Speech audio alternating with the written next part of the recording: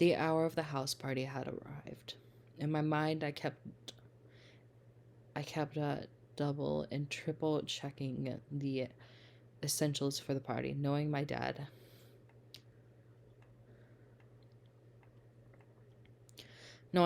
he had invited his business partners and executives of the Anderson Company to show me off.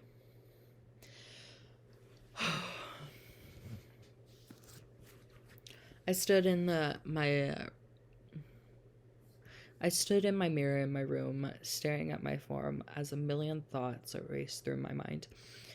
It was just a housewarming party, but at the same time, it wasn't.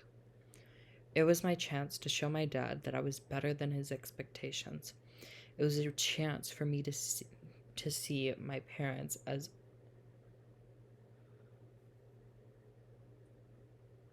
Huh? It was my chance to see my parents as a woman?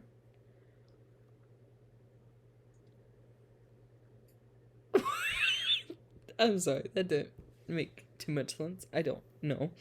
Anyways, it was my test to see if I was ready to live on my own. Well, not truly alone.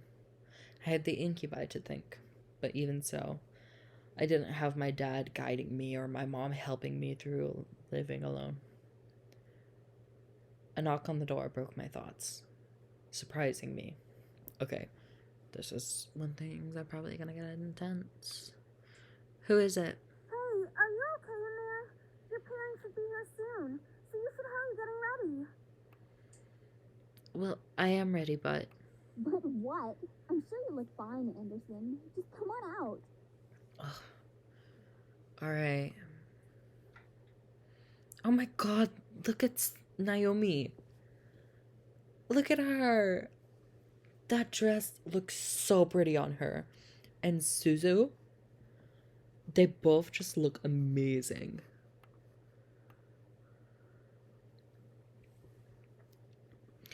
As soon as I opened the door to the hall, I watched as Naomi and Suzu's faces turned from surprise to complete awestruck stares.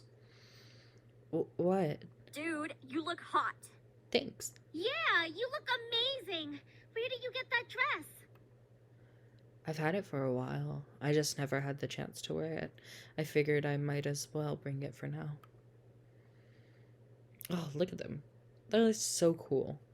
See, Eric? What Eric's wearing is exactly what I would wear. James is doing a lot. So is Matthew. I don't know what's going on with Sam. But yeah. Seeing this like Damien? He's basically wearing the same thing as Eric, but Eric has it buttoned up more from what it seems. That or he's just taller. But they're wearing basically the same thing, just in different colors. I stepped out of my room and closed my bedroom door behind me. As I walked down the hall to the grand lobby, the incubi stood waiting for me at the bottom, all dressed to the nines in proper servants. As proper servants. Whoa, they really know how to dress well, don't they? Yep. Yeah. I was slightly taken aback at how great the boys looked in uniform. Each had the pose of a perfect gentleman, even Sam. Slowly I began to climb down the stairs with Suzu and Naomi behind me. The boys watched as I descended the staircase one step at a time, like knights waiting for their princess. My face slightly flushed, but I soon shook my head and tried to regain my thoughts. As I reached the final step, James offered his hand out to me and walked me down the final step, smiling. As beautiful as a princess, miss. Thank you. Thank you. So, are you prepared for tonight? No. To be honest, no. I didn't feel confident at all. Something about tonight frightened me. I couldn't tell if it was fear of my dad or of the guests that Dad surely invited, but something about tonight's party left me beyond nervous. The boys smiled assuringly. The boys smiled assuringly at me, which made me feel a little better about everything. I looked at my phone and marked the time. Almost right on cue, the doorbell rang. I gulped. I could practically feel my dad's aura from behind the door. Sam and Eric quickly rushed to the door and opened the double doors wide to reveal my parents, both dressed in their best. Hey, Mom. Hey, Dad. Oh my, I didn't know your bequeathment came with servants. It didn't. They just showed up. It was probably overlooked. Besides, who would deny good service? Oh my god. I was completely shocked. My parents didn't question the boys. They didn't ask for verification or anything.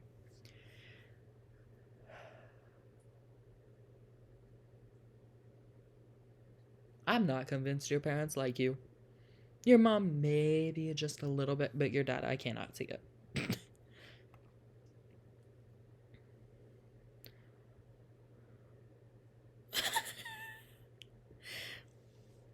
I looked at the boys and noticed Sam and Eric staring intently at my parents. Were they using their powers on them? They had to be. There's no way they'd be okay with this otherwise. I guess the servants counted as belongings to the house. Gross. My mother quickly rushed to me and gave me a large hug. I hugged her back, inhaling her perfume.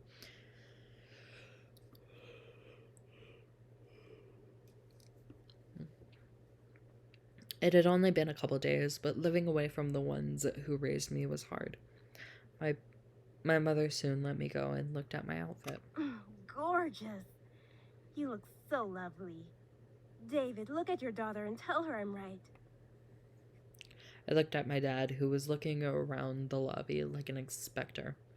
I stood my ground, waiting for him to look at me. When he did, he let a small smile grace his lips. Your mother's right. You look like you're all grown up. Can I kick him in the knees? The whole world stopped around me as my heart pounded hard in my chest. Did my dad just compliment me on his own accord? My mother was grinning ear to ear at his words. I was beyond speechless. You know what it probably is? It's probably because there's other people around. Thank you. I will not call you that. However, his cold face quickly returned as he began to look around once again. I assume that you're ready, then, to impress the rest of the guests, correct? No. What do you mean? The entire board from Anderson Toys is coming tonight. Even the vice chairman's son will be coming. All of them will be measuring your potential. Gross. My potential? To become CEO of the company. I already told you I'm not doing that. I knew it. Something was off about tonight. And now this party had become much more than I anticipated. I gulped slightly, but I nodded in response. I looked at the incubi, but they were continuing to be quote, servants for my dad's approval. I looked behind me and saw Naomi and Suzu raise their thumbs at me for encouragement. I let out a small breath before feeling my body accept the situation. I felt a weight in my gut, but I had to hide it.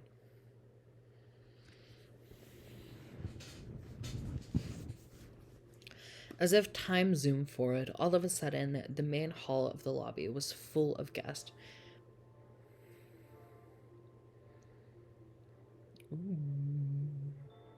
Whoa, whoa, whoa, whoa, whoa, whoa, whoa, whoa, whoa, whoa. Dan TDM? You two? You twos? Definitely. Take my money! No glam rock TDM. Okay. And that comes out the 12th.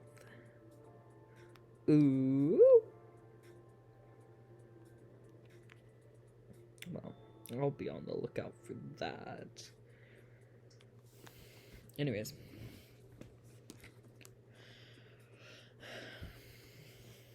Men and women in formal or business attire showed up to meet me and see my new home. I didn't expect many people to come, but I was once again surprised. That night. I shook my hand. I shook my hands with many official and executive members, putting on the professional face my dad trained me to have. That is disgusting. I felt overwhelmed, but I hid it well behind a small smile and handshake. That is horrible.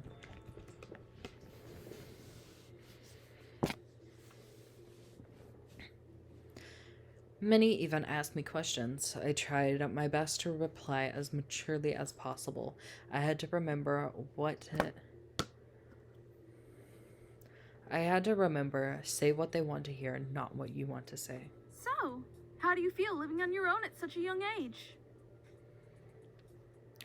It's been great, sorry actually. About your grandfather passing away. It really hit all of us hard. Thank you for your Do you condolences. have college plans? Yes, I do. I felt like the questions coming up one after another. It was tough to answer some of them because they weren't about me. They were about the company. What do you think will happen with the company now that your grandfather has passed?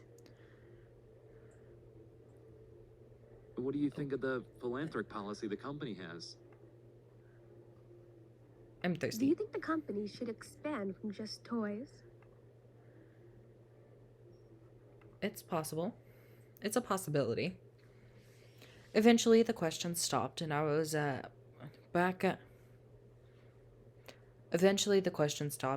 back to being myself. Naomi and Suzu were mingling in the crowds, and the incubi were doing their jobs. So I was all alone in a room full of strangers. It was unnerving to think about, but at least I wasn't questioned left and right anymore. Suddenly, though, my mom pushed her way through the crowd to me, bringing along someone I didn't know. Honey, I'd like to introduce you to someone. This kind gentleman is the son of the vice chairman. Cool. With my mother stood a man who looked only a couple years older than me. He smiled and held out his hand to me, silently asking for my hand. Hi, I'm Andrew Lewis. It's a pleasure to meet you, Miss Anderson. Cool. Gross.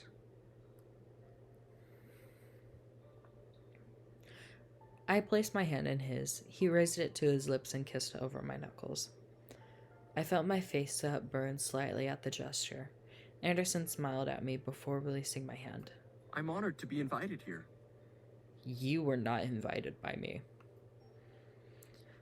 My mother smiled at both of us, which made me slightly concerned. Why was she excited to introduce me to Andrew? So, you organized this party very well, Miss Anderson. I had help. Thank you. You're welcome. Praise is very much deserved. Andrew then chuckled nervously, bringing a soft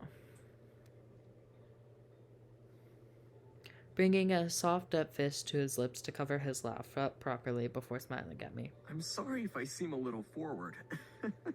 I've just been excited to meet Harold Anderson's granddaughter. Thanks. Why? He used to talk about you all the time in the office on how you helped him refine his toys. I only attended meetings and heard all of the stories. You helped a lot with the success of the company without having to actually work there. I like to hear about Grandpa.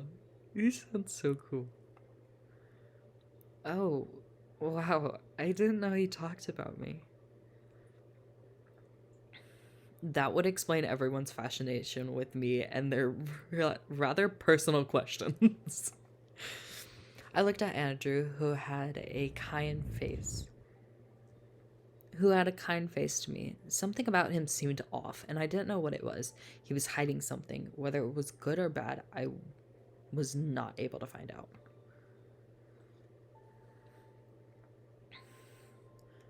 I felt someone walk up beside me, causing me to turn to them. Next to me was my dad.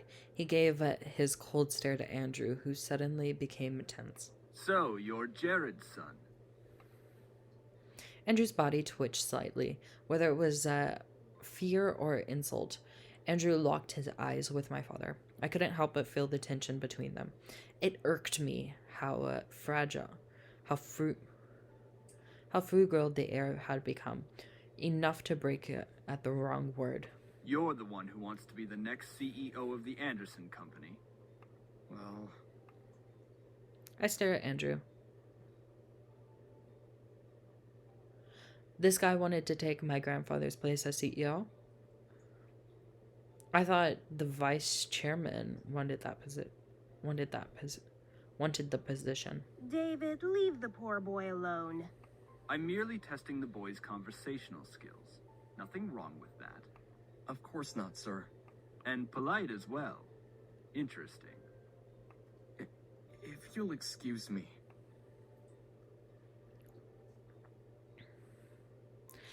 Quickly, Andrew retreated away from my family into the crowd of people. I'm not following him. I watched as he disappeared in the crowd towards the back of the house. I was worried, but I gave him his space. He obviously needed it. He's not CEO material. Honestly, the way you react, you are not CEO material, which is why you will not be the CEO of the company. That's because you practically interrogated the young man. He didn't have to interrogate him. He just stood there like a bitch. A little questioning shouldn't have bothered him. He's obviously not ready for any title in our company. Our company? I bit my tongue. I didn't want to make a scene with my dad. One wrong word and he'd lecture me in front of everyone. That was not something I wanted at my housewarming party.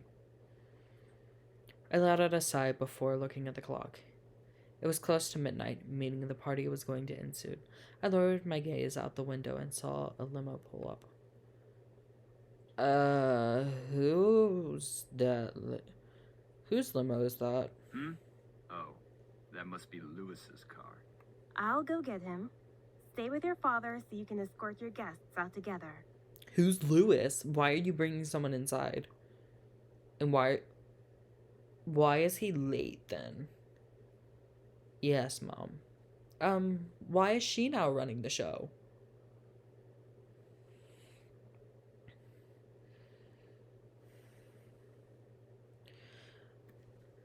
My mother left my dad and me to slowly escort the guest out. My dad held his simple smile and he thanked each person for coming. I did the same. Andrew quickly passed through the doors before I could speak. Eventually, only Suzu, Naomi, my parents, and the incubi were left.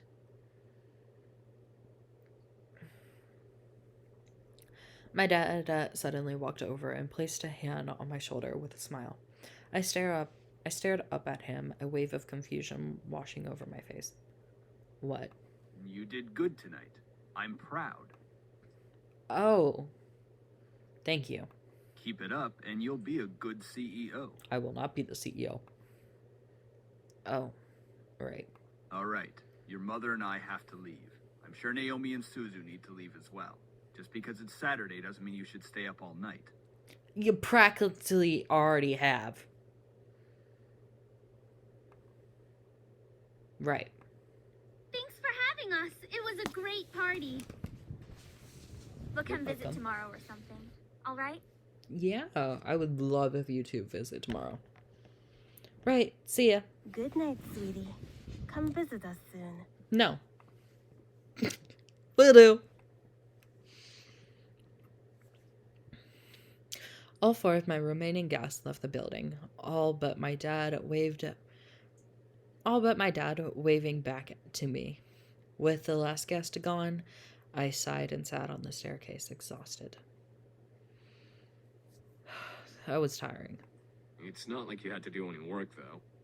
Give her a break, man. She was getting interrogated left and right. She handled herself the best she could. As expected, Princess. Since you're exhausted, why not head to bed? We can clean up. Ugh. Hush, Sam. Are you guys sure? Positive. It shouldn't take long. Ho ho ho! It didn't take long to find you little shits after all. Oh, God.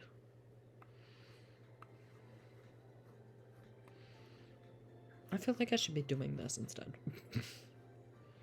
Yo, they changed the system. That's cool.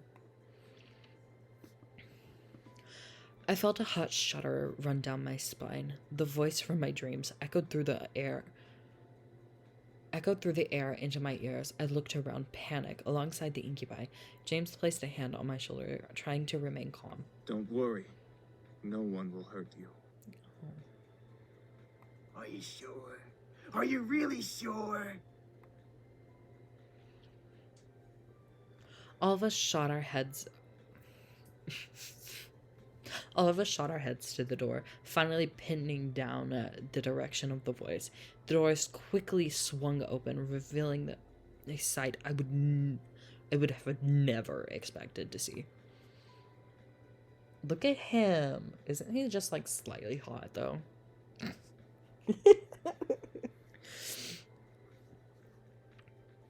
Skin red as blood, eyes black and gold piercing into mine.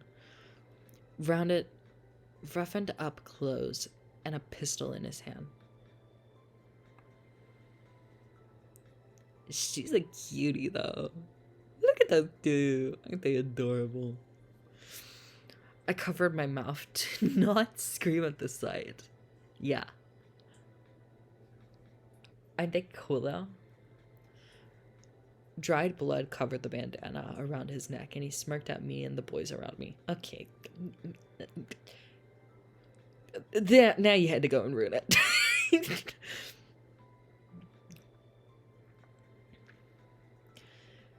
Beside the red-skinned man was a similarly looking woman in matching clothes. Oh, what's the matter, boys? You really didn't think I wouldn't find you, did you? I hoped you would, you piece of... All of a sudden, the man raised his gun at Sam's face and instantly pulled the trigger. We all gasped in shock, instinctively expecting to see a bullet running through Sam's face, but... What the fuck? What? What should have been a headshot ended with a loud but empty blank shot. The pistol echoed its empty shots as the man grew more and more pissed, pulling the trigger over and over in aggravation.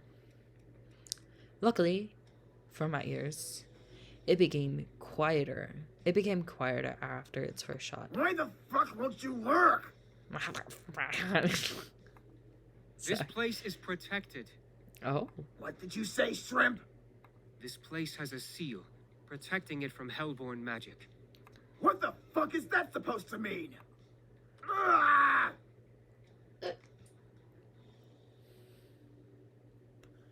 The man growled and threw his gun at Sam, who was able to dodge it in time.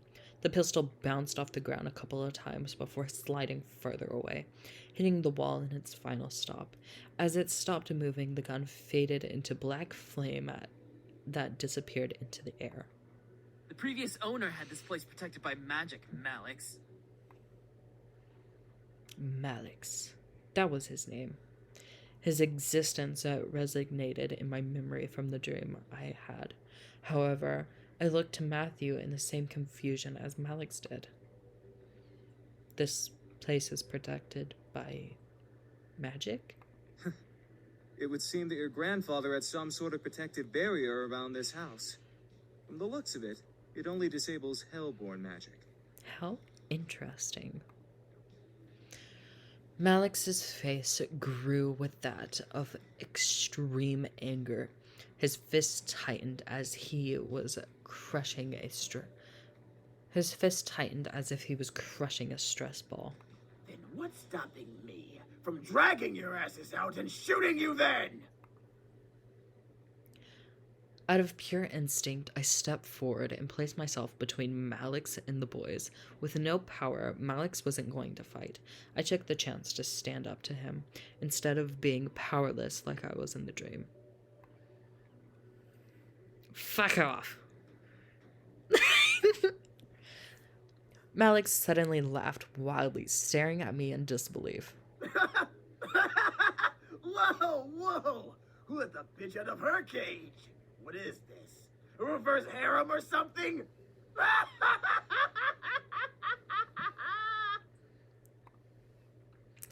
Malix grinned at me evilly, walking closer to me. Duck. I duck under Malix's incoming hand. I stare at his hand with his black flame tattoo in surprise as I took a couple steps back from Malix. Matthew and Damon stepped in front of me, guarding me from Malix with their arms. A quick one. I'm liking you more and more. I love your shirt. Can I have it?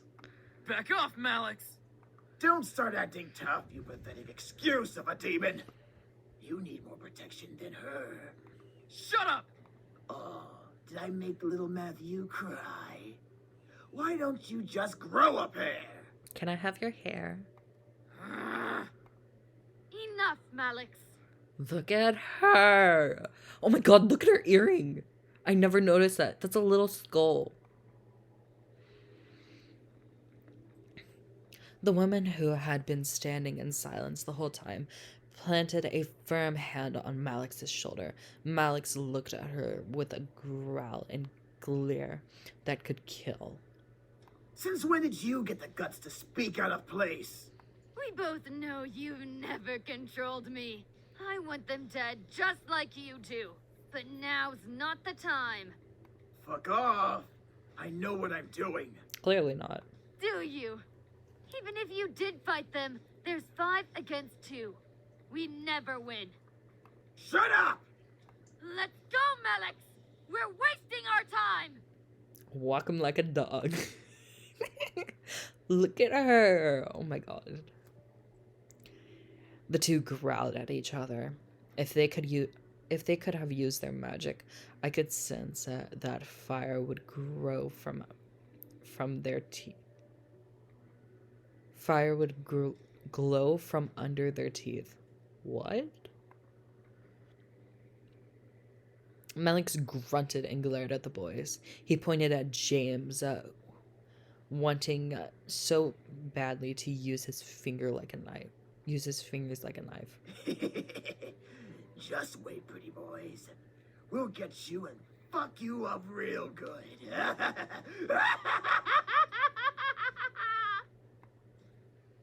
Then Malix turned to me, moving his finger to point directly between my eyes. And don't think you're safe. Step outside. I dare you.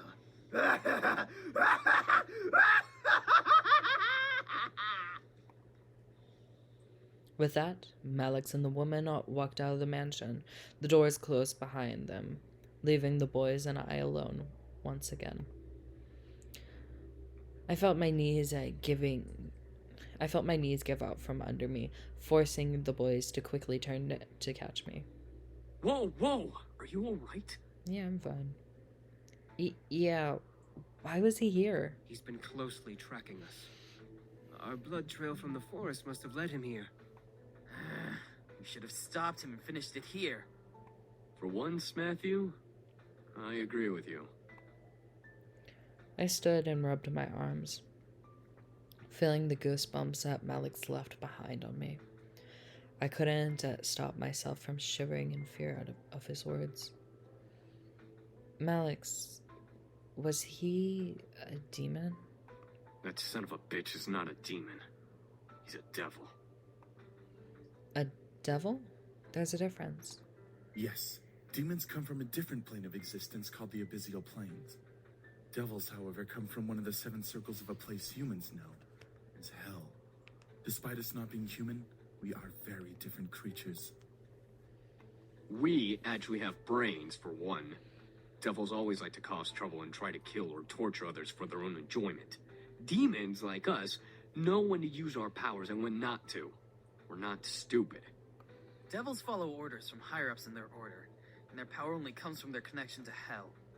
Demons all have free wills and don't rely on where they came from to use their powers. This was all so confusing. Demons and devils and magic. Demons and devils and magic all existed, and I happened to land in the middle of it. What do we do? You're safe. You've been protected as well. Oh shit, really? What? What Damien's saying is that the magic that protects this place also protects you. Cool. Cool, Grandpa was a wizard. Your grandfather must have cast it when you last saw him or something of that nature. We can sense its aura around your body. Ah, cool. I couldn't believe my ears. This was the 3rd day of surprises, and this one took the cake of being the most surprising. I felt a hand on my spine once again. What did I get myself into? Miss, please don't worry. We'll find a way to train ourselves and become stronger to finally finish this feud. I'm gonna kick his ass right now. Until then, we'll protect you as much as we can. If Malix comes back, we'll be here for you. But what about going outside? Won't he... Like we said, you have a protection spell on you. Even if Malix attacks you, he won't be able to use his magic on you. He'd be just like any other human you can fight back against. Cool. Didn't you say you knew Taekwondo? Yeah. Well, yeah. I felt somewhat relieved that I was mostly safe from Alex. Still, I couldn't help but feeling very nervous and apprehensive about the future. The boys were safe here to train and become stronger, but what if Malix did the same? Even more so, I was lost about how my grandfather knew magic. I had to find it out. At least, I had time. I went to bed that night feeling nervous, despite the words of the incubi. I felt like a target to something I had never been able to explain or prove. Magic, devils, demons. How was this even all happening? Could I really meddle with this situation? They were only staying up until after they defeat Malix. That's right. They said they stay until after they defeat Malix. After that, I could go back to living. After that, my life could go back to normal. Temporarily. Insanity. As Kay would say. Who's Kay? The question was then, would I want them to leave? If my life went back to normal, then I'd have to care for this house all on my own. I'd get to focus on my life instead of being distracted by boys. I'd have to. My life. Where was my life going anyway? I was under pressure from my parents with only my friends and the boys to comfort me. Without the boys, I'd have no way to hide from my, quote, responsibilities. Enough. Let's just sleep and deal with tomorrow when it comes.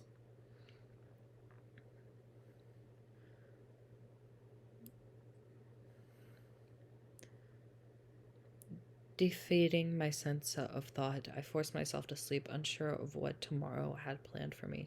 Hopefully, whatever the future had for me, I was ready for it.